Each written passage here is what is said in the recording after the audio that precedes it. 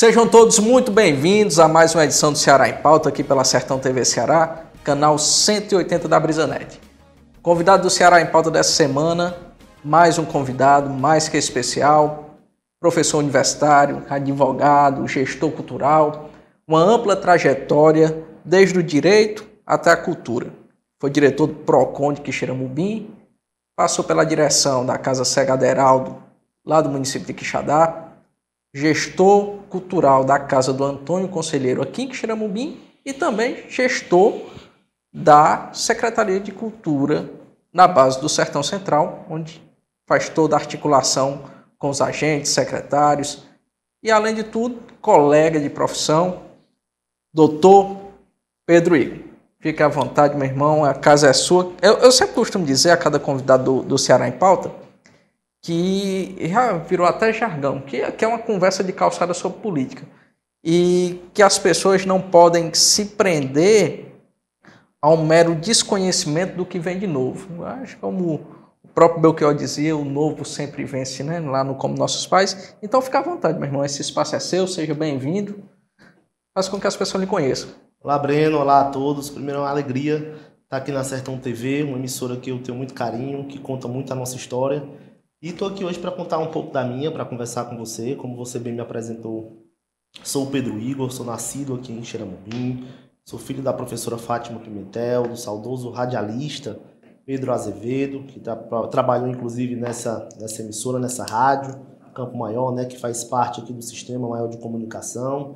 E sou advogado de formação, fui gestor do PROCON aqui de Quixeramobim durante 8 anos, iniciei minha trajetória como estagiário lá e cheguei até a missão aí de ser coordenador daquele espaço, o PROCON de Quixeramobim, que é vinculado aqui à Câmara Municipal.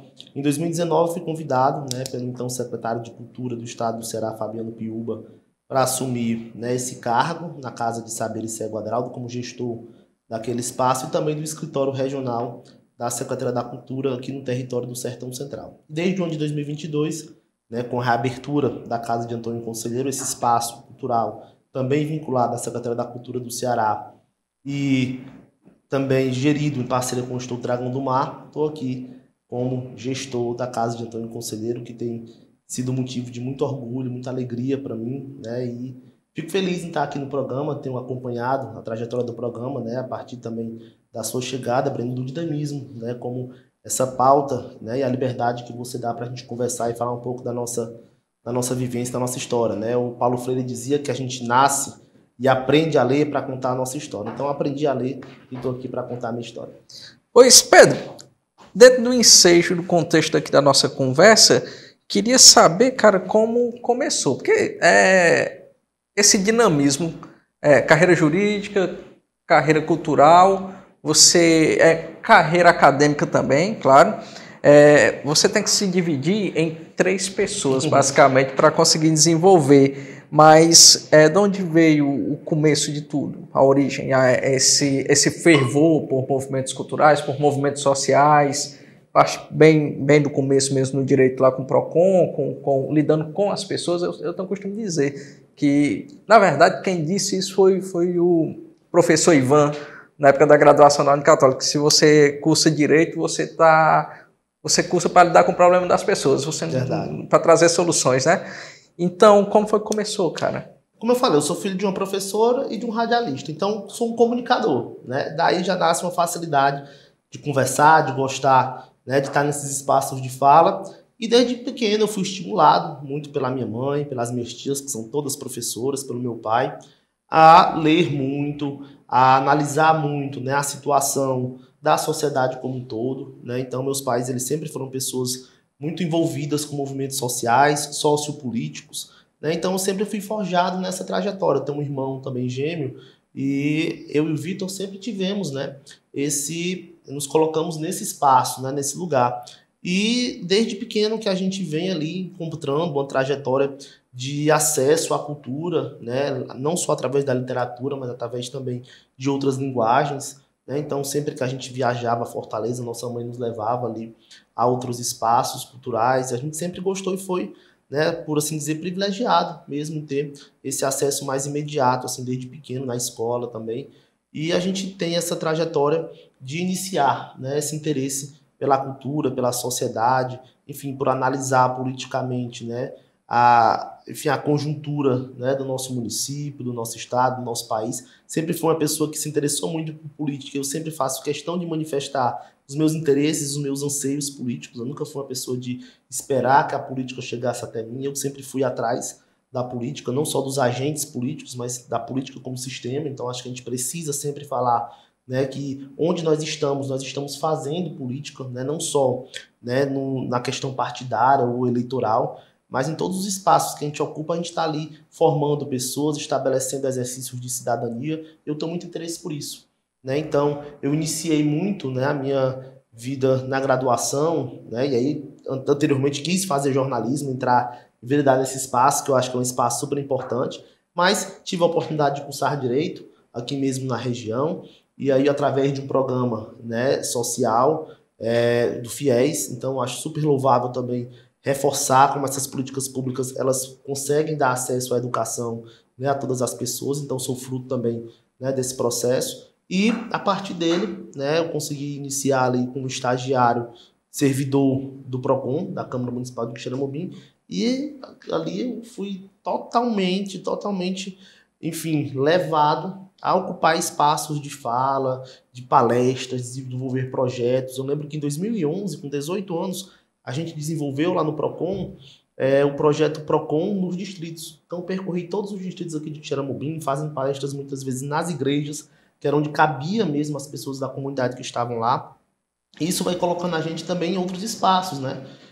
Na imprensa, na mídia. Em 2013, logo quando a ex-presidenta Dilma lançou, dentro do Ministério da Justiça, a Secretaria Nacional do Consumidor, eles lançaram um programa de intercâmbio, né, para jovens estudantes de direito que tivessem ali um mínimo de desenvolvimento e de atuação vinculada à defesa do consumidor. E eu lembro que eu me inscrevi, né, foi uma inscrição que ali estava pessoas de todo o país, né, disputando, e eu fui a única pessoa do Nordeste que foi selecionada. Então eu passei um período em Brasília, no ano de 2013. Lá eu conheci todo o Sistema Nacional de Defesa do Consumidor, pude também desenvolver pesquisas sobre o comércio eletrônico, que estava começando ali a ter uma abrangência maior, né, que felizmente depois veio aí uma legislação tratando especificamente sobre o assunto. E a partir disso também eu conheci um pouco de Brasília, né, pude ver também como funciona ali essa rotina política de construção, né, que atinge muito a sociedade, ou seja, de como uma política construída através de um diálogo ali entre pessoas gera ali uma repercussão, né, em todos nós, nesse país continental que é o Brasil. E acho que é um caminho que a gente pode conseguir trilhar, né, esse caminho de a gente sempre pesquisar, analisar o cenário da nossa sociedade e a partir dele construir também políticas públicas no lugar e no espaço em que a gente ocupa, sabe, Breno? Então, foi uma trajetória que o direito me impulsionou muito a isso, né? Então, dentro do direito, a gente estudou muito legislação, e eu passei a apreciar muito também a composição de como fazer essa legislação. Então, me aproximava muito de pessoas que ocupavam ali posições políticas, né, deputados, congressistas, pessoas que estavam ali no assessoramento jurídico, né, de parlamentares. Isso sempre me interessou, porque eu gosto de contribuir. Então, eu via de que forma. Eu lembro demais que eu ainda universitário encaminhava muitos projetos, dicas que eu tinha de projetos de defesa do consumidor, por exemplo, para o Congresso, sabe? Acho que era uma coisa, eu ficava feliz quando eu recebia um retorno e era convidado para debater um pouco sobre isso. E isso me colocava num exercício de cidadania. Eu acho que é o que a gente mais deve fazer, né, como agentes transformadores da sociedade que somos, é exercer a nossa cidadania. Então, dentro do direito, eu procurei exercer a minha cidadania, dentro do PROCON. Lembro que participei também de uma audiência pública para construir aqui um plano estadual de defesa do consumidor, que ainda não saiu do papel, uma necessidade que o Estado do Ceará tem, ainda de adotar uma regulamentação estadual sobre a defesa do consumidor aqui a nível de Ceará. E participei de algumas audiências públicas na Assembleia sobre, e sempre ali com um pezinho na cultura, participando de movimentos sociais, né, participava, né, mais ativamente de uma ONG aqui no município, que é a ONG FANAC, e em 2019 participei ativamente da construção do Conselheiro Vivo, que é um evento que atua aqui em Quixeramobim na memória de Antônio Conselheiro, na preservação e na salvaguarda, né, dessa memória de Antônio Conselheiro. E na época eu já tinha uma amizade com o secretário Fabiano Piúba, assim, de um conhecimento muito ainda pequeno, mas já tínhamos feito algumas reuniões também ali no campo, sempre de estimular que Quixeramobim desenvolva cada vez mais o seu potencial político-cultural. Ainda é uma demanda que Quixeramobim precisa entregar de forma mais assertiva, né, porque nós temos um potencial cultural muito forte, e sempre provoquei, né, tanto o município quanto o estado, e já tinha esse conhecimento com o Fabiano. E convidamos, veja só, o senador Eduardo Suplicy para estar aqui. Ele veio, topou de imediato. Cara, interessante. Né, eu lembro que na época, como a gente fazia parte da sociedade civil, a gente não tinha condições nem de comprar passagem para nossos convidados. Então a gente convidava e ele topou, veio, comprou a sua própria passagem, né, não quis inclusive hospedagem, dormiu na casa de uma amiga da gente. Então foi super legal, e ali eu acho que despertou, né, essa aproximação maior com o Fabiano, e ele me convidou, né, para ocupar esse espaço dentro da Casa de Saberes Cego Aderaldo, que eu tenho um carinho muito enorme por aquele lugar. Acho que é um espaço muito forte de construção político-cultural, não só para o município de Quixadá, mas para todo o território do Sertão Central. Carrega, né, o nome de uma pessoa muito relevante, que foi Cego Aderaldo, uma figura da cultura popular muito importante para o nosso estado, para o Brasil, né, e que tem ali um espaço de preservação também da nossa memória, da nossa identidade, dessa identidade sertaneja que nos atravessa. E a casa é um espaço muito forte. E lá a gente pôde desenvolver também algumas políticas públicas voltadas para o território do Sertão Central. Então, eu comecei a conhecer melhor os municípios, né, as suas identidades político-culturais. Mesmo atravessados pela pandemia, né, nós conseguimos ser assertivos na aplicação, por exemplo, de alguns recursos a nível federal, como, por exemplo, a Lei Aldir Blanc, né, que foi um recurso emergencial que veio ali para tentar, de alguma forma, atenuar, né, o sofrimento dos agentes culturais que estavam ali tolhidos de suas agendas culturais, né, e passando necessidades e privações. Então, a lei ela foi uma lei emergencial que nós conseguimos aplicar em todo o território do Sertão Central, Breno. Então, isso foi muito importante. E agora estamos com um desafio dentro da Casa de Antônio Conselheiro de também aplicar aqui no território do Sertão Central, como escritório regional da Secult, a Lei Paulo Gustavo, que é uma lei também que esse ano promete gerar ali muitas riquezas culturais e produções artísticas para a nossa região. Perfeito, Pedro. E é muito interessante, ainda sobre essa ideia de gestão, que a gestão chegou muito cedo, né? A administração do PROCON, aqui de Quixeramobim, até a Casa Cego Aderaldo, essa articulação com os municípios, com prefeitos, com secretários, com câmaras municipais, sociedade civil, há de se reparar numa ramificação de funções muito expressiva. Isso é muito interessante, porque aos 20 anos havia uma ideia de gestão em um espaço, eu comentei isso com o Giovanni, quando o Giovanni esteve aqui, um espaço político que você vê ocupado, felizmente esse cenário vem mudando. Essa é a minha leitura política aqui do Sertão Central, do Sertão de Canindé, do Sertão como um todo, que os políticos de família, as famílias vêm se quebrando o ciclo, não há mais aquilo ali, não há mais espaço para aquele modelo político mercantilista, aquele modelo político de cabresto propriamente dito, aquela oligarquia. Agora, com o avanço tanto de redes sociais, como também de ações voltadas à juventude, à cultura, em qual a juventude vem se destacando, mostra que o cenário político tem mudado. E a tendência desse cenário político é mudar de fato, é se renovar. Isso é muito interessante. A gente vai falar sobre essa ideia de gestão agora no próximo bloco. Não sai daí, que daqui a pouquinho tem mais Ceará em Pauta aqui na Sertão TV Ceará.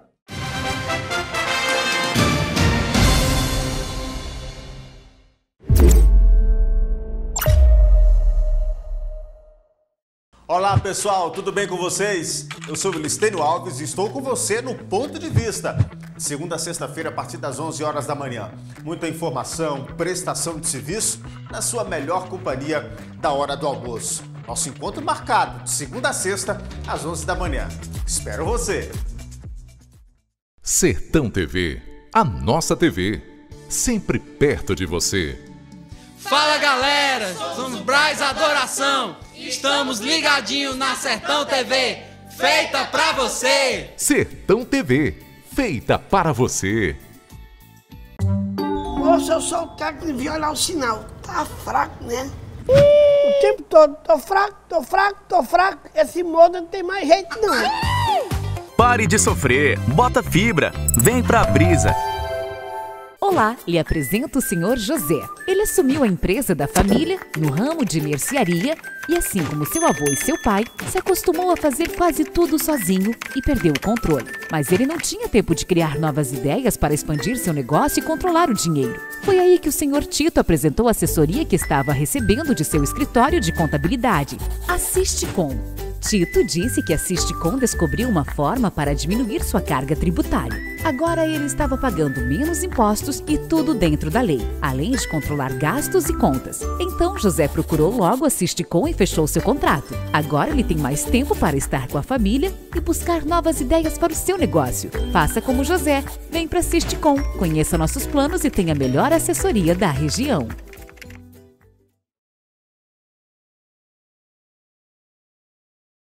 Sertão TV, feita para você.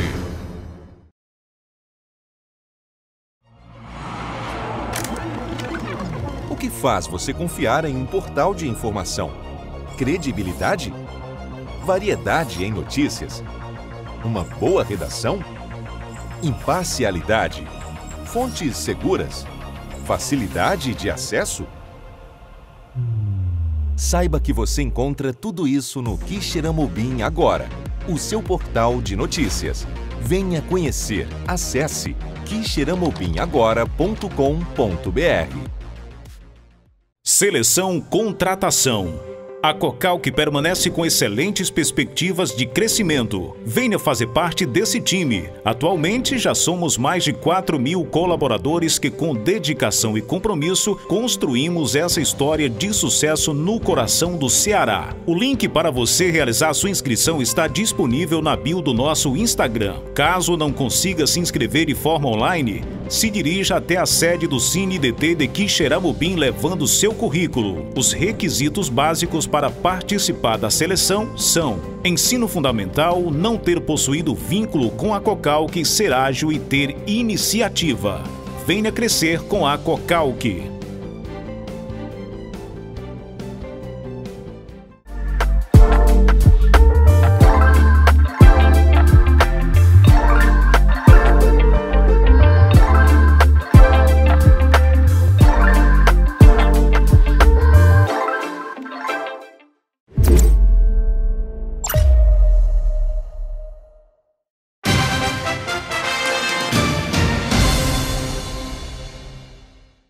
Estamos de volta com mais Ceará em Pauta aqui pela Sertão TV Ceará, canal 180 da Brisanet, recebendo o meu amigo Pedro Igor, gestor cultural aqui do Sertão Central, e a gente vinha falando no bloco passado sobre essa ideia de gestão. E quando você se destaca, isso é comum. Eu vejo isso porque aos 20 e poucos anos, quando você ganha um espaço de destaque, é um espaço completamente conservador e com ideias ostrácicas, como que é que a gente vive, sejamos realistas em relação a isso, causa-lhe incômodo. Causa incômodo. A grande realidade é essa. E como foi lidar? Eu tenho certeza que você foi desacreditado no começo, Sim. né? Tenho certeza que recebeu piadinhas, aquelas críticas irrelevantes, mas que causam ali aquela vontade de revidar. E para lidar com isso no começo? Com 20 e poucos anos, maturidade, eu acho interessante, né? Essa pergunta, porque eu sempre gosto de colocar isso, porque eu também estou professor universitário, nos espaços que eu ocupo de também fala, de transmissão ali do conhecimento, sabe? Eu gosto muito que as pessoas tenham a sua própria autonomia. Né? E quando você está no espaço de gestão, se tem uma coisa que você precisa ter é autonomia, né? Condição de trabalhar, condição de conduzir ali os processos. E eu tive a grata satisfação, né, de ser gestor muito cedo, né? Ainda antes dos 21 anos, eu estava ali na iminência de completar 21 anos, quando eu assumi, né, a coordenação do PROCON Câmara de Quixeramobim, e tenho uma gratidão muito grande por todos os presidentes da Câmara que me confiaram essa missão. É um serviço também muito técnico, né? Então, como eu tenho conhecimento, né, o conhecimento desse processo todo, né, de condução do Sistema Municipal de Defesa do Consumidor a nível de Brasil, conheço muitas pessoas que hoje, inclusive, ocupam, né, cadeiras políticas, são senadores. Por exemplo, o Rodrigo Cunha, que é senador hoje de Alagoas, foi quase eleito governador no ano passado, é uma pessoa que era coordenador de PROCON, que eu viajei muito com ele por todo o Brasil, e também deputados, parlamentares, né, que hoje inclusive são prefeitos dos seus municípios e que ocupam esse cenário político, que é uma pauta muito importante. Né? Trabalhar a defesa do consumidor é trabalhar um assunto que mexe com todas as pessoas. Né? Então, embora traga ali também alguma animosidade, isso é importante, assim como a cultura também. A cultura é uma pauta que ela é muito coletiva, mas muitas vezes ela é incompreendida por quem não quer aceitar que a cultura também é um vetor de emancipação social. Né? Quem entende de cultura, quem avalia e aprecia a cultura, quem tem acesso à cultura, começa também a contrapor certas situações que o status quo muitas vezes não quer ver modificada. Né? Então, esse contraponto, né? Essa dúvida que é gerada muitas vezes intencionalmente sobre a capacidade de pessoas que ocupam esses espaços, isso também é uma questão política, né? Porque ela não deixa que as pessoas consigam se emancipar. Então, muitas vezes, nesses espaços, a gente é diariamente contestado, muitas vezes deslegitimado, mas eu tenho muita confiança no trabalho que a gente desenvolve, que eu sempre desenvolvi, com muita seriedade, assertividade, ética, para a gente poder atravessar, né, esses momentos. Então, eu acho que seja em momentos de gestão, seja em momentos de um mandato político, né, eventualmente, a gente precisa sempre trabalhar pensando na coletividade, né, saindo um pouco do individualismo e pensando na coletividade, porque você está ali representando um segmento, representando uma instituição. Então, a institucionalidade eu aprendo muito, né, por exemplo, com a secretária Luísa Sela, com a Raquel Gadelha, que é a presidenta do Instituto Dragão do Mar, trabalhar com essa retidão, né, estando nos espaços, né, em que a gente consegue ser gestor, mas pensando que a gente vem da sociedade civil organizada e que esses espaços eles são provisórios. Amanhã nós podemos não estar nesses espaços, mas estaremos usufruindo deles.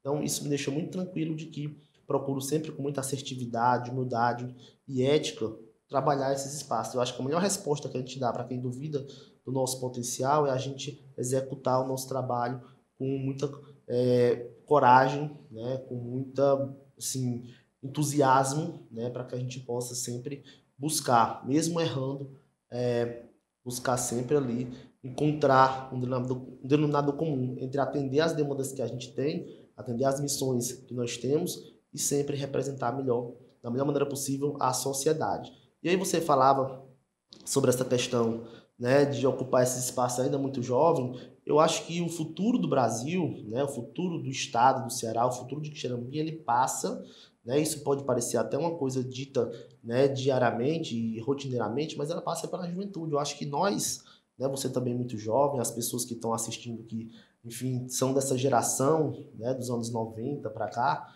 elas têm essa responsabilidade, sabe? Eu acho que não deve ser só um desejo, não, é também uma responsabilidade de a gente, enfim, ocupar os espaços do município. Eu sou aqui de Quixeramobim, muitos dos meus amigos foram embora da cidade, foram morar em Fortaleza, o que eu acho legítimo também, é super ok, mas eu quero morar aqui, né? Eu quero que o meu filho cresça aqui em Quixeramobim, então por que não eu emprestar um pouco da minha vontade, do meu desejo de ver as coisas melhores para esse momento, né? A gente precisa ter essa responsabilidade de contribuir para que o município esteja cada vez mais forte, cada vez mais, enfim, fortalecido de políticas públicas que sejam coletivas. Então, acho que esse caminho que a gente ocupa, independentemente do lugar em que a gente esteja, eles nos convida à responsabilidade. A responsabilidade, ela passa muito por esse engajamento social.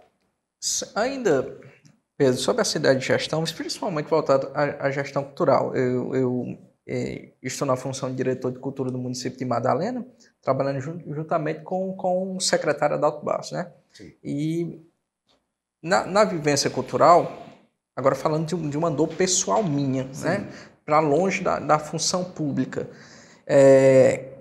o despertar cultural das pessoas é algo difícil, porque nós entramos em uma cultura dada a um movimento político que usou da ignorância para legitimar, não legitimar não é a palavra, mas para insinuar a cultura como coisa de vagabundo. Sim.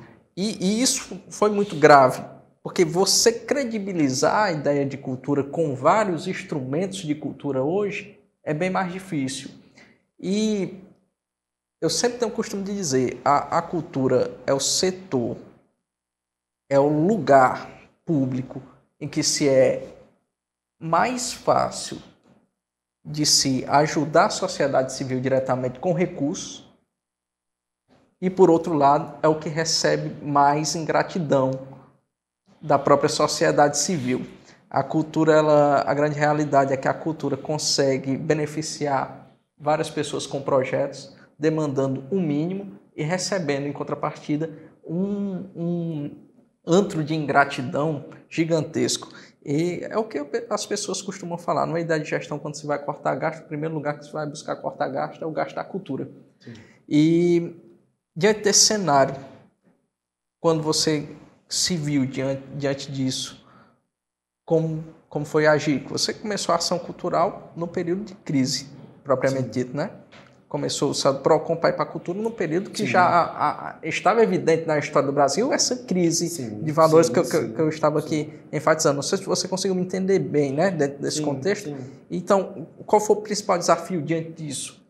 O desafio maior para mim é porque nós tínhamos ali uma gestão do Estado do Ceará muito corajosa, né? O mandato do governador Camilo Santana, né, em especial o segundo, foi um mandato de muito crescimento cultural, de investimento público em políticas culturais, né? Então o secretário Fabiano Piúba, à época era secretário de Cultura, já ali com o apoio direto e imediato da secretária Luísa Sela, que era a secretária executiva, eles tiveram, né, essa concepção, primeiro, de descentralizar as ações culturais no Estado, né? Então criou-se, por exemplo, a Casa de Saberes Federado, a Vila da Música, no Cariri, e posteriormente uma série de entregas aconteceu. Ainda ano passado, na gestão do governador Camilo e da governadora Isolda, o Estado do Ceará entregou uma série de equipamentos que não funcionam apenas em Fortaleza, funcionam a nível também de interior do Estado, que ainda é algo a ser ainda mais ampliado, implementado, porque a política ela se faz muito também aqui no sertão, no interior. Temos muitos agentes culturais, né, ocupando espaços importantes e construindo muitas ações importantes. É exemplo, por exemplo, do trabalho que vocês têm feito lá no município de Madalena e de diversos outros municípios aqui do interior do estado do Ceará, não só no Sertão Central. E, de fato, quando eu assumi ali essa função em 2019, embora houvesse ali um investimento muito direto do Estado na cultura, nós tínhamos, por outro lado, um governo federal que cometia verdadeiras barbaridades com os agentes culturais. Não precisou nem da pandemia para os agentes culturais sofrendo dificuldades a nível federal. O que nós tínhamos ali era um governo que, de fato, não aceitava que qualquer atividade cultural fosse realizada justamente por isso, porque a cultura ela emancipa as pessoas, ela desperta nas pessoas certos incômodos que, quando a cultura ela não é ofertada, isso não prospera. Então as pessoas elas tinham ali a intenção, naquele governo que eu sequer gosto de citar o nome, né? Elas não tinham a intenção de valorizar os agentes culturais ou a cultura. Tanto é que a cultura ela virou uma secretaria dentro do Ministério do Turismo, né? Então veja só, nós tínhamos ali uma necessidade imediata de os agentes culturais terem recursos através de editais que democratizam esse acesso, e tínhamos um governo federal que não auxiliava esses agentes. Então, na pandemia, o que se viu foi o Congresso com muita coragem, né, com muita autonomia, criar um projeto de lei que retirou ali de fundos setoriais que não eram utilizados esses recursos e estavam ali presos para se criar, por exemplo, a Lei Aldir Blanc I. Né? A Lei Paulo Gustavo, que vai ser aplicada esse ano, também vem, né, dessa ausência de investimento cultural do governo federal na época do antigo governo. Então, veja só, o Ministério da Cultura em 2023, ele é refundado. Né? Nós temos hoje uma ministra que é um artista, que é um agente cultural, né? A ministra Margarete Menezes. Nós temos hoje pessoas sérias, comprometidas, compondo os melhores quadros do Ministério da Cultura. Né? Por exemplo, o ex-secretário Fabiano Piúba, hoje é secretário de Livro, Leitura e Formação do Ministério da Cultura. Nós temos agentes culturais, inclusive do Ceará, que hoje compõem os quadros do Ministério da Cultura. Então, o Brasil ele deu uma virada de chave. Em 2019, eu jamais imaginei que a gente fosse primeiro atravessar uma pandemia, né? Porque isso já foi um comprometimento muito forte do nosso trabalho. Né? Eu brinco que na Casa de Saberes, durante o tempo que eu estive lá, a gente teve mais tempo em atividades virtuais do que mesmo em atividades presenciais, né? Porque mesmo depois em que a gente teve ali a vacina, os movimentos culturais ainda, por gerarem ali uma grande aglomeração de pessoas, tiveram que tomar cuidados, né, redobrados. Então, foi o primeiro segmento que parou e foi o último que retornou. Né? Graças à vacina, à ciência, ao SUS, nós estamos hoje livres, né, desse fantasma, né, que foi a pandemia, mas ainda muito comprometidos com uma série de ausências de investimentos públicos culturais para os agentes. Então nós ainda vivemos hoje o rescaldo disso, né? O desafio maior do Ministério da Cultura, do próprio governo do estado do Ceará, é reconstruir essas políticas a nível de Brasil, né? Mantendo aqui o que o estado conquistou, mas também entendendo que muito do que deixou de ser feito se deu por uma ausência de investimento político do governo federal. E quando você fala, né, dessa relação com os agentes culturais, de fato é muito desafiador. Muitas vezes nós, gestores que estamos nesses espaços, nós somos pessoas incompreendidas, assim como em outros segmentos da sociedade em que há a figura, né, de um gestor, de um administrador, de alguém que está ali conduzindo um processo. Mas eu tenho muita humildade de reconhecer também que isso acontece por um total desconhecimento de como funciona essa burocracia. Porque a cultura hoje, infelizmente, ela é ainda uma das pastas em que é mais burocratizada, por exemplo, a descentralização de recursos, né? A gente ainda serve mesmo, ainda atravessa situações em que o investimento é muito pequeno e quando vem, ele vem com uma verdadeira regramento que muitas vezes impossibilita, né, esses recursos de circular ou de atingirem ali as pessoas que de fato constroem e fazem a cultura e o saber cultural dos mais diversos rincões desse país.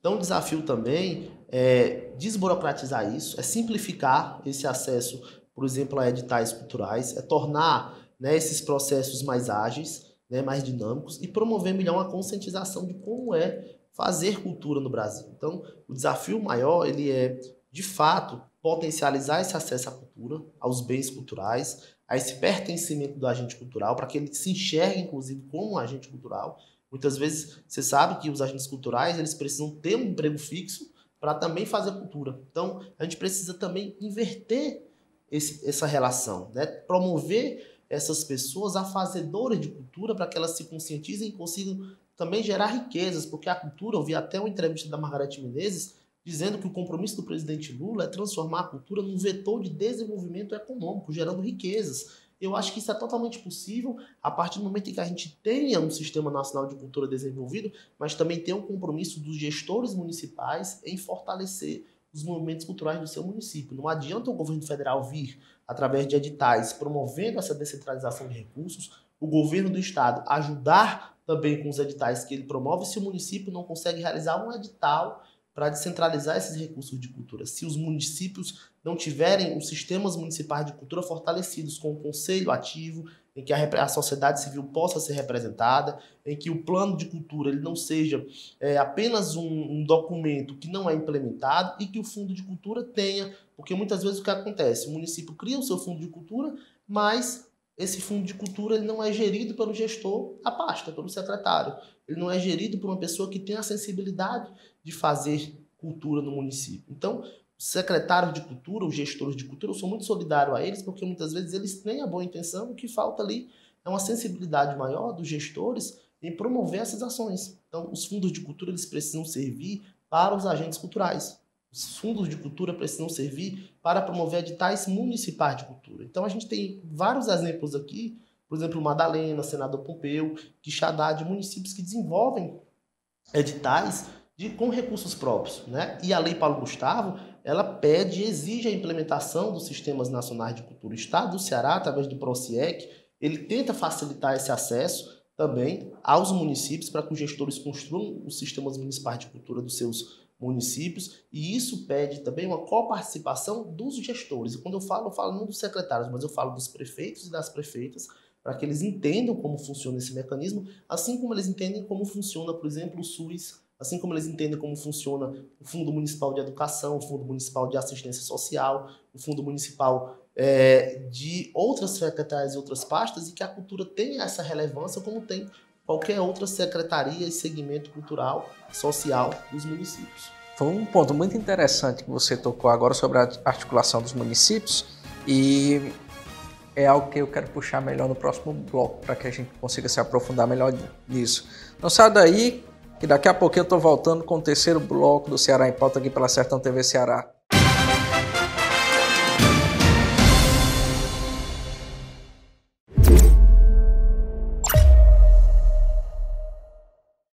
Toda quinta-feira, a partir das 9h30 da noite, você confere matérias especiais, curiosidades e temas importantes dos principais programas da Sertão TV no Espaço Livre. Um conteúdo diversificado de produção própria do canal 180. Não perca! Sertão TV, a nossa TV, sempre perto de você. Fala, minha gente, olá, tudo bem com vocês? Eu sou Jadson Cavalcante, humorista de tela, e tô aqui também na programação da Sertão TV, uma TV que é nossa. Valeu! Sertão TV, feita para você. A vida muda, não tem jeito. E se vai mudar, então é melhor que você seja a mudança. BrisaNet, o futuro ao seu alcance. Sistema Maior de Comunicação. Orgulho de ser do Ceará.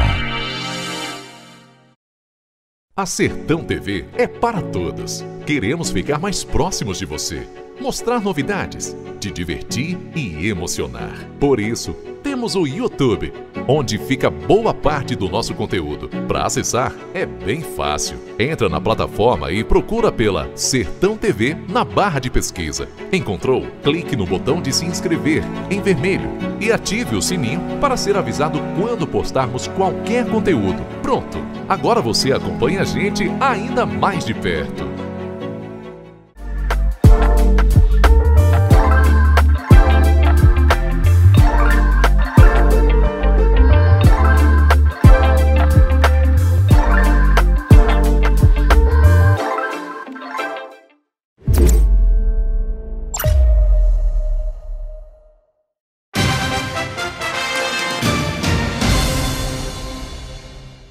Estamos de volta com o terceiro bloco do programa Ceará em Pauta, aqui pela Sertão TV Ceará, recebendo aqui meu amigo Pedro Igor para falar sobre gestão cultural, para falar sobre gestão, para falar sobre política, para falar de coisa boa.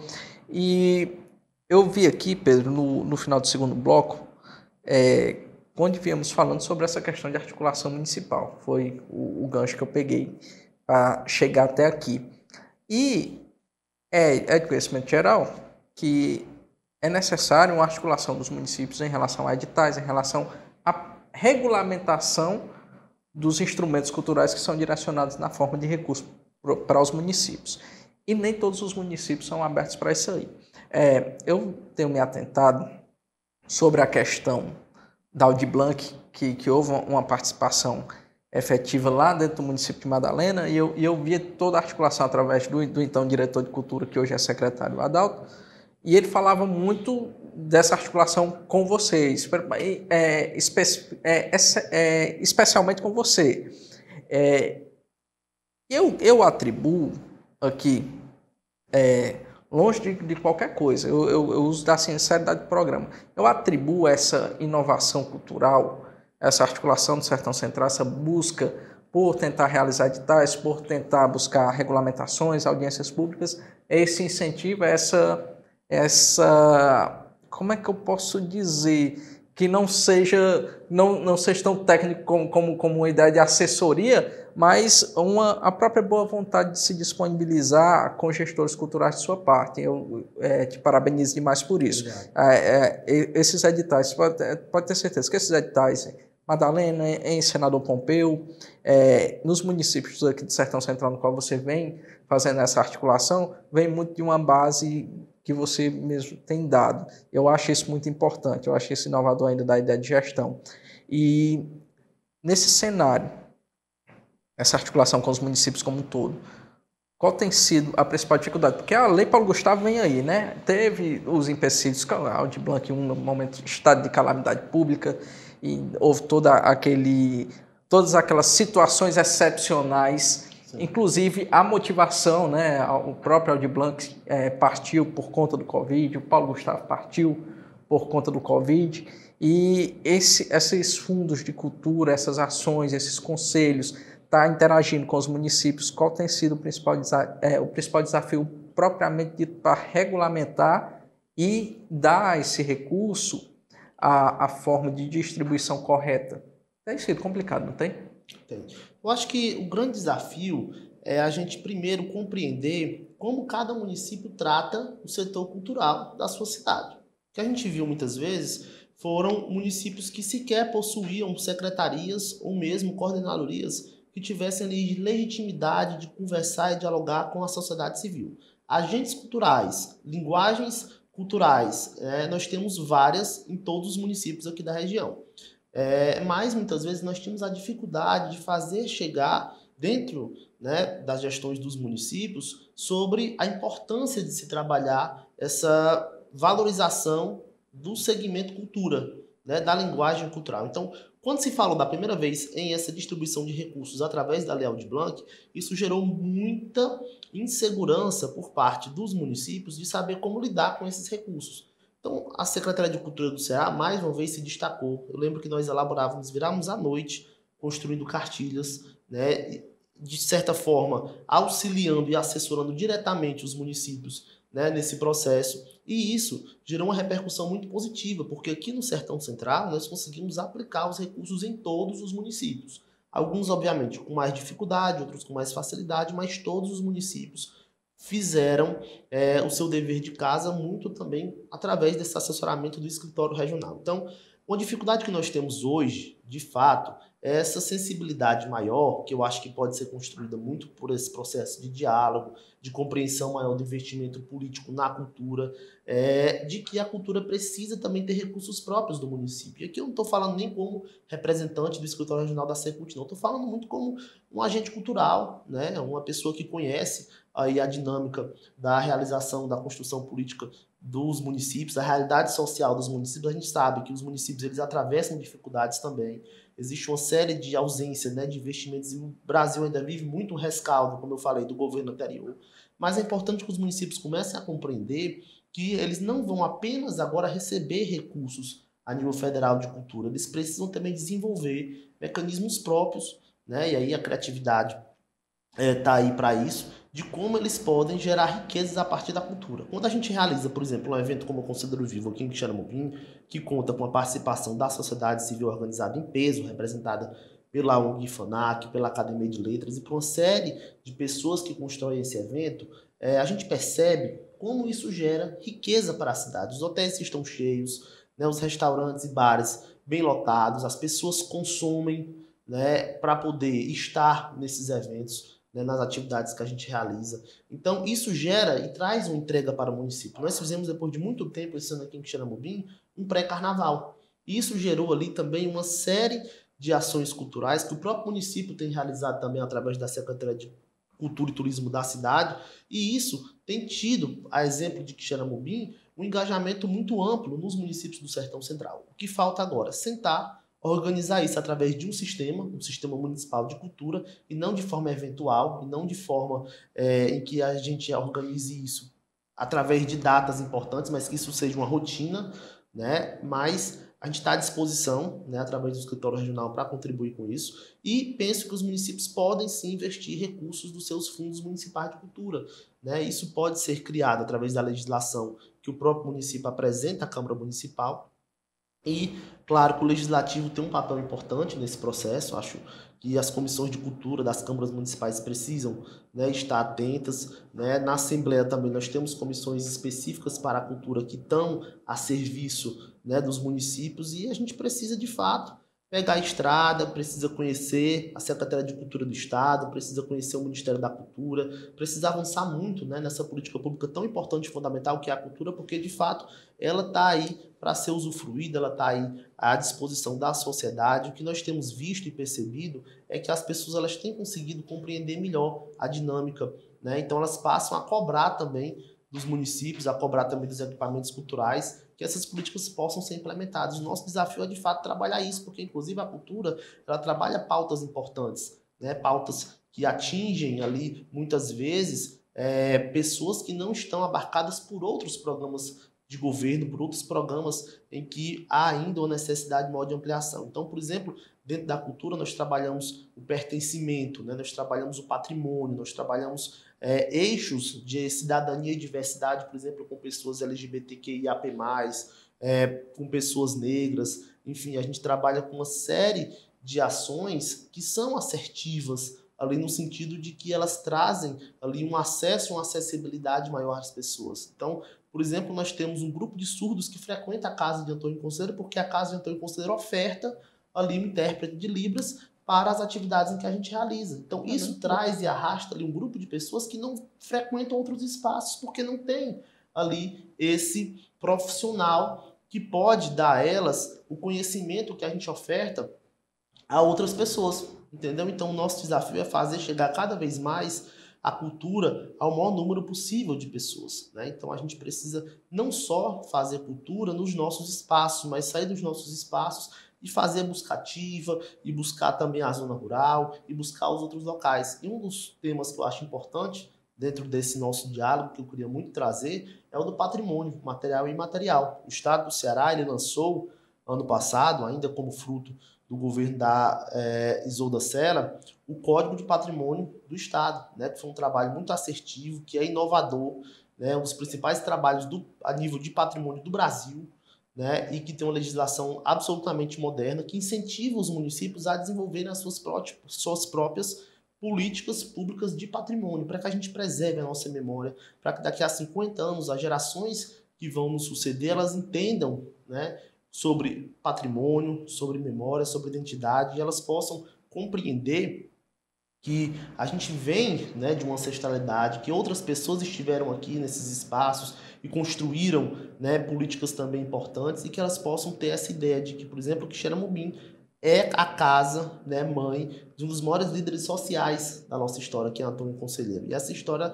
ela só é mantida quando a gente a preserva, né? A gente ainda hoje tem dificuldades de trabalhar a memória de Antônio Conselheiro, muito porque se criou ali um antagonismo dessa figura, né, de forma muito desleal, de uma forma muito covarde. Então esse trabalho que a gente faz hoje, ele vai produzir efeitos daqui a 20 anos, quando as gerações que hoje usufruem das ações que a gente realiza anualmente sobre Antônio Conselheiro, elas repercutirem, né? Então isso gera ali um pertencimento. Então a gente precisa trabalhar essa preservação do nosso patrimônio material e imaterial, buscar, de certa forma, ampliar isso a nível municipal, criando legislações próprias, porque, por exemplo, é inadmissível que a gente ainda veja prédios históricos da gente serem tombados e virarem lojas, claro, nada contra o desenvolvimento econômico do município, mas tudo isso tem espaço, para tudo isso tem espaço na cidade, nas cidades, né, aqui do Sertão Central. O que falta mais, muitas vezes, é essa compreensão de que você consegue desenvolver o município e consegue desenvolver o patrimônio dele a partir de políticas que trabalhem essa diversidade de setores, de linguagens que a cultura proporciona, e também trabalhando a cultura como esse vetor de desenvolvimento econômico. Essa exortação sobre o patrimonialismo municipal é interessante, bastante interessante, porque a gente tem aqui em Xerambi uma grande referência, que é o Fausto Nilo, né? Tanto uma referência cultural, como também uma referência patrimonial na sua arquitetura, na sua música, na sua arte, tem tudo aquilo da sua formação intelectual, que desperta bastante interesse, não só de Quixerambi, mas também da região do Sertão Central. Afinal de contas, boa parte do Sertão Central pertenceu outrora a Quixerambi, a história de Quixerambi propriamente dita. Então há essa ligação. E o que eu acho muito bacana, Pedro, ainda dentro desse contexto, inclusive hoje é aniversário de Fausto Nilo, né? Sim. Nossos parabéns aqui do Ceará em Pauta, a esse grande artista, essa grande referência, a esse grande ser importante não só para Quixerambi, não só para Ceará, mas a nível de Brasil como um todo. Mas, voltando aqui, essa doutrina que você vem buscando, posso utilizar esse termo, essa doutrina cultural, essa conversação com os municípios, com os agentes culturais, com os prefeitos, para desenvolver o projeto mais ativo agora, que é mais presente, é a Lei Paulo Gustavo, né? Sim. Essa discussão, vamos falar um pouco dela, como é que você está vendo o cenário aqui no Sertão Central, o que é que ainda precisa, porque ainda não há regulamentação, né? Ela está no processo de desenvolvimento ainda está na articulação propriamente dita como um todo, e tem sido uma missão bastante árdua, né? Vamos falar disso no nosso quarto bloco aqui do Ceará em Pauta. Não sai daí, daqui a pouco eu estou voltando, a conversa tá boa, falando sobre cultura, falando sobre política. Fica aqui, volto já.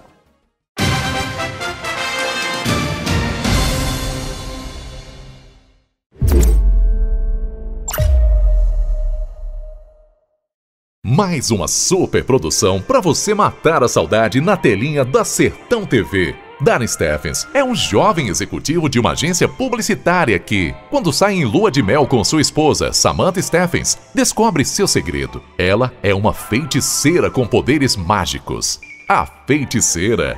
Uma série de sucesso que conquistou o mundo. Agora disponível para você no canal 180 da BrisaNet HD TV.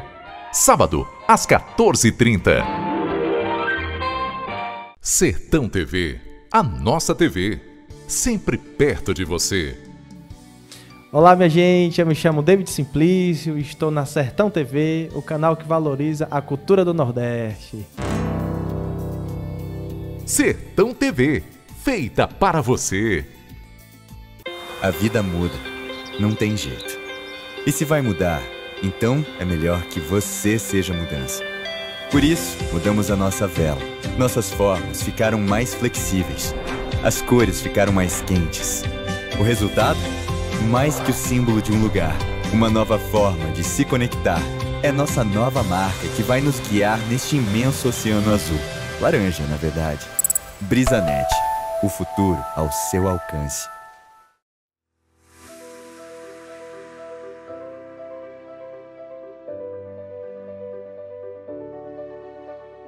Olá, tudo bem? Temos a alegria de comunicar para você que concluímos o nosso projeto da Clínica Escola Integrada da FADAT. Uma clínica que compreenderá integralmente todos os nossos cursos da saúde, odontologia, farmácia, enfermagem, nutrição, psicologia, de uma forma moderna, de uma forma inovadora, tecnológica, e está tudo pronto. E dentro de dia, em breve, no dia 1º de maio, nós iremos começar a construção. E mais que isso, no dia 8 de novembro, no dia de aniversário da FADAT, nós estaremos entregando a comunidade acadêmica, mas também a comunidade de Quixadá, que será beneficiada pelos serviços que serão prestados na nossa clínica.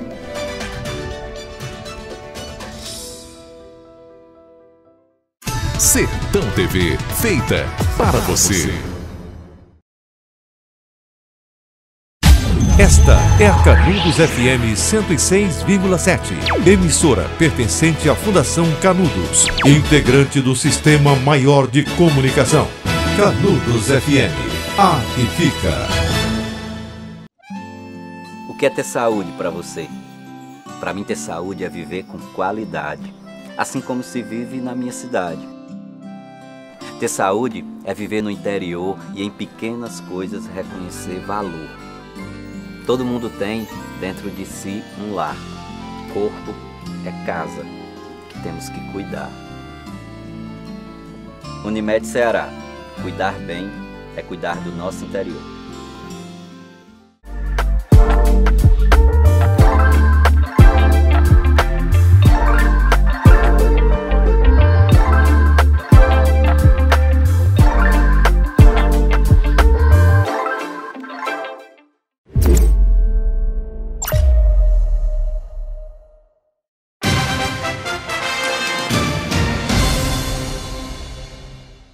Voltamos com o nosso quarto e último bloco aqui do programa Ceará em Pauta, Sertão TV Ceará, canal 180.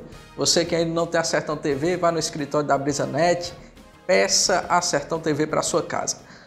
O Ceará em Pauta hoje recebe o advogado, professor universitário, gestor cultural Pedro Igor, e a gente parou no bloco antecessor falando sobre a Lei Paulo Gustavo, que tem sido o principal desafio atual, né? A gente já falou de alguns desafios ainda da gestão cultural, mas hoje, para a execução desse, podemos dizer assim, dessa pré-lei Paulo Gustavo dentro dos municípios, qual tem sido o principal desafio? Eu vejo com muito otimismo, né, a aplicação da Lei Paulo Gustavo aqui no território do Sertão Central. Tenho percorrido pessoalmente todos os municípios aqui da região.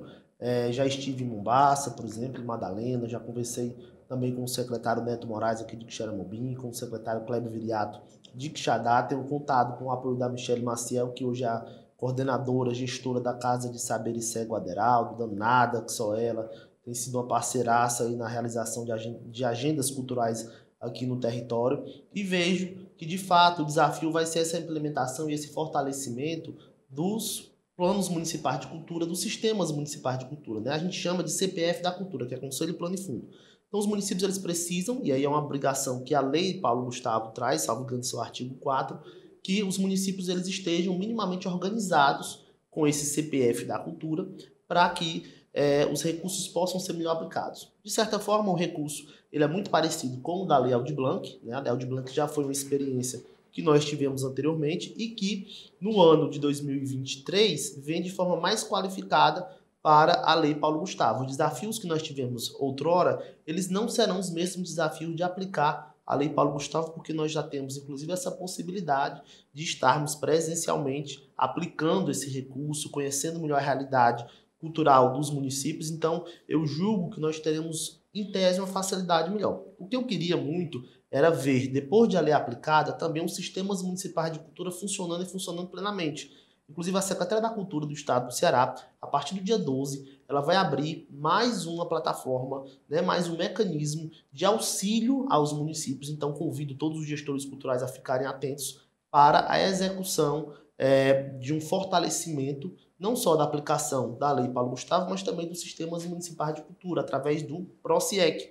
Então, o PROCIEC ele vem como esse mecanismo de fortalecer os sistemas municipais de cultura e prestar esse auxílio, esse assessoramento para que os municípios, não só do Sertão Central, mas de todo o estado do Ceará, possam dinamizar a aplicação desse recurso. Que, assim, falando de forma resumida, ele vem para também, numa lei, né, emergencial, aplicar recursos especificamente para o audiovisual, mas também podendo abarcar outras linguagens, né? Então, os municípios eles vão ter ali que estudar essa legislação, que ainda aguarda a regulamentação, mas aplicá-la, né, com esse olhar para o audiovisual. E aí nós temos diversas possibilidades de aplicação desse recurso, entendendo também que outras linguagens serão contempladas a partir da aplicação dessa lei. Aqui no Sertão Central, salvo engano, nós vamos ter algo em torno de um pouco mais de 3 milhões de reais, né, dividido aí entre os municípios da região para ser aplicado. Então, o desafio é a gente ver esse recurso entrar, né, nas cidades através dos planos de ação que os municípios vão precisar desenvolver e entender também que os agentes culturais precisam ser ouvidos, precisam construir coletivamente esse recurso. Então, as gestões municipais, através dos conselhos, elas vão precisar entender que a sociedade civil vai ter espaço para, inclusive, sugerir como melhor aplicar esse recurso, e o desafio é que ele não volte para o governo federal e que a gente possa deixá-lo aqui, porque isso vai gerar riqueza, vai gerar pertencimento e vai gerar muitas oportunidades para os agentes culturais do Sertão Central. Então, desde logo, eu já me coloco à disposição, coloco toda a estrutura da Secretaria da Cultura do Governo do Estado do Ceará, aqui do território do Sertão Central, e as casas, Casa de Antônio Conselheiro e Casa de Saber e Ser Federal, à disposição, Breno. Eu já não vejo a hora de estar vendo aqui na Casa do Antônio Conselheiro a exposição dos curtas-metragens ou talvez dos longas já produzidos. Fazer um festival aí, né? Através da Lei Paulo Gustavo. Acho que vai ser fantástico, vai ser fantástico. Pedro, eu disse desde o começo do programa que isso aqui é uma conversa de calçada sobre política, que a gente fala de tudo. A única coisa que não está tendo aqui é a cerveja, que era o que estava faltando aqui. Mas não obsta que a gente coloque em um outro momento. Mas a gente falou sobre gestão, sobre PROCON, a gente falou sobre a Casa Cega Aderaldo, a gente falou sobre a Casa do Antônio Conselheiro, a gente falou agora sobre esse escritório da Secretaria de Cultura do Sertão Central. E a grande realidade, você sabe, até melhor do que eu, que isso dá uma boa projeção, dá um contato com muita gente, com muitas pessoas.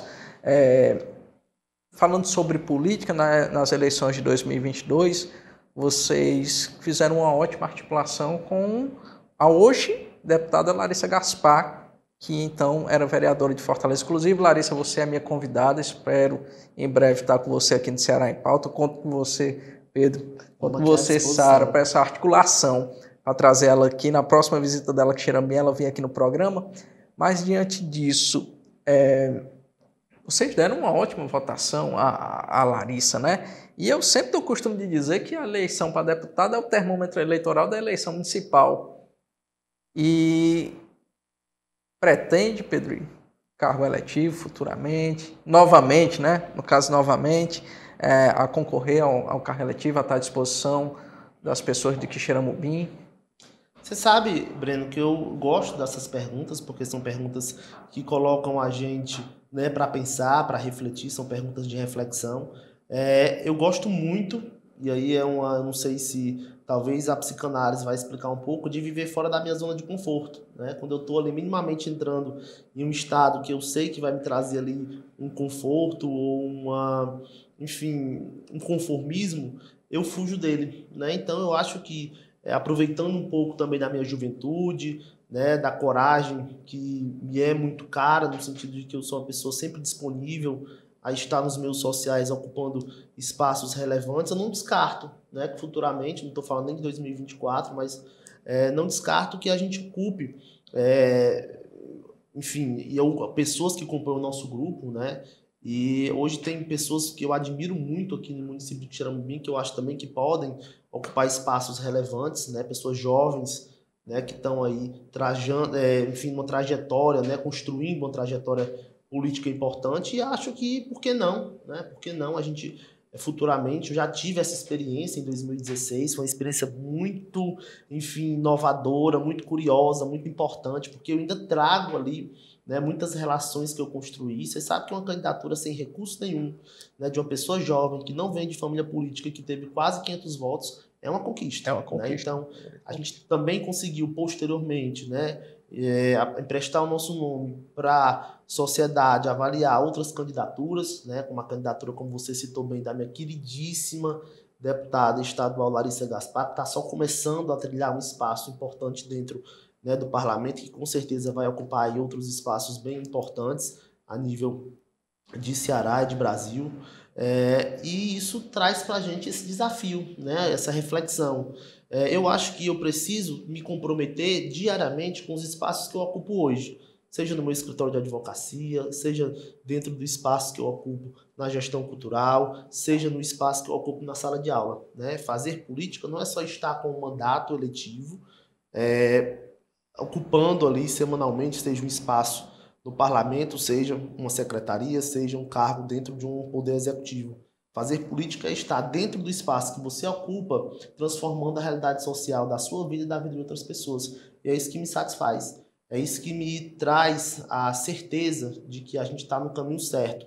Eu costumo dizer, eu posso não sozinho ou com o meu grupo, ou com as pessoas que estão perto de mim, transformar o mundo. Mas se a gente conseguir juntos resistir aos desafios desse mundo e tornar a vida das pessoas melhores, isso já é a razão de existir de políticas públicas que eu ajudo a realizar, que eu ajudo a executar. E a razão de ser, por exemplo, é como eu vi, né, durante a Lei Aldir Blanc, pessoas de diversos municípios me escrevendo, agradecendo pelo engajamento, pelo envolvimento que nós tivemos. Então isso me emociona, isso me deixa cada vez mais certo de que a gente precisa emprestar, né, nosso trabalho, nosso envolvimento na transformação social para o mundo que a gente quer, para a sociedade que a gente quer, e assim a gente vai estar ali plantando uma semente, né, e que futuramente ela pode brotar aí em outros espaços, em outras frentes, né, mas eu gosto muito de entender, né, a sociedade, de fazer parte desse processo, e se a partir disso surgir essa possibilidade, obviamente que a gente analisa, né, a gente conversa com os nossos amigos, vou conversar com a minha mãe, que é sempre que me aconselha da melhor maneira possível, mas acho que não só da minha parte, mas da parte de diversas pessoas, há um interesse de a gente oxigenar, né, a política, de a gente transformar essa política em espaços mais democráticos, né, para que a gente possa cada vez mais se sentir ali dentro, né? Eu acho muito bonito quando a gente vê pessoas jovens nas escolas que elas admiram, né, o nosso trabalho, por mais humilde que ele seja, por mais, ainda inicial que ele seja, mas que elas já admiram, que elas já se reconhecem ali. Então, esse pertencimento, ele faz parte dessa trajetória de quem trabalha não só na cultura, mas de quem trabalha com qualquer movimento social.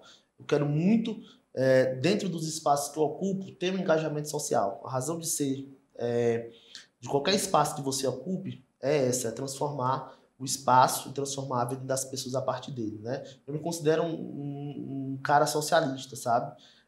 Então, dentro desse processo, eu preciso sempre me sentir partícipe né, de atividades e sentir que essas atividades que a gente desenvolve, elas trazem um resultado, que não é só um resultado pessoal, é um resultado político-social, né? Então, isso me engaja, isso me move e acho que o espaço político, ele obviamente faz parte da sociedade, por que não um dia a gente pensar em ocupá-lo, né? Acho que é a partir disso que a gente constrói uma sociedade melhor. Eu acho que o porquê não hoje, ele é o termo mais político que deveria ser usado. Levando em consideração que pessoas com bons nomes, boa vontade, condições morais, não falo condições financeiras, condições morais de concorrer ao cargo público, fizessem o porquê não, nós não viveríamos em um sistema político tão viciado. Nós, como profissionais do direito, nós, como professores, comunicadores, agentes culturais, enfim, agindo nesses mais diversos ramos da sociedade brasileira, temos que analisar, Pedro, que a história, tal qual a política, isso quem dizia que a política era dinâmica era o Gonzaga Mota, hoje você está de um lado, hoje tem um arquirrival, amanhã vocês estão na mesma mesa, né, comungando ali em um ambiente de conciliação, mas que eu falei no começo dessa entrevista que o novo sempre vence, isso meu que eu já vinha trazendo nas músicas, mas o Zé Ramalho no admirável Gado Novo, ele usava o termo que é duro tanto ter que caminhar e dar muito mais do que receber. Só que são letras que permanecem atuais. Só que, diante dessa permanência da atualidade da letra, a gente vê que se ela permanece atual é porque a sociedade continua a mesma. Se a sociedade continuar a mesma, é porque as pessoas continuam as mesmas.